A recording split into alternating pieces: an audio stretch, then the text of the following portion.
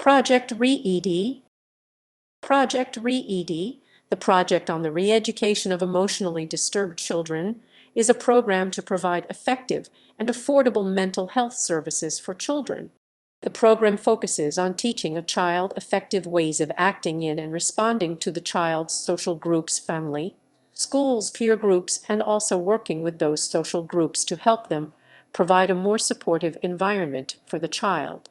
It began as a pilot project in the 1960s at 2 residential facilities in Tennessee and North Carolina. It later expanded to more facilities, and the principles of treatment developed in the project have been replicated and adapted in many other programs. History. The program was initiated by an 8-year grant awarded in 1961 by the National Institute of Mental Health to the George Peabody College for Teachers, then a separate school, now part of Vanderbilt University along with the states of Tennessee and North Carolina. Nicholas Hobbs, a psychology professor and chair of the Division of Human Development at Peabody College, was the project's primary developer. The 2 states each provided a small residential school, Cumberland House in Nashville, Tien and Wright School in Durham, in C, and at the end of the grant period the states assumed responsibility for continuing and funding the program. Within a couple of decades, more than 24 re-ed schools had been established, and many more facilities had applied principles developed in the re-ed program. The program was a response to a 1954 study from the Southern Regional Education Board and the National Institute of Mental Health, which noted the lack of adequate services and facilities for emotionally disturbed children. The structure of the ReED program was inspired in large part by residential programs in post-World War Roman II Scotland and France addressing mental health needs in children resulting from effects of the war. These programs were staffed largely by teachers who received primarily on-the-job practical training in psychological therapy. Following that model, Project ReED carefully selected effective, experienced teachers with demonstrated adaptability and creativity and provided them with 1 year of graduate-level practical and theoretical training in working with emotionally disturbed children. Philosophy. Development of the program was guided by social learning theory and ecological theory, and the program takes an educational rather than a therapeutic approach.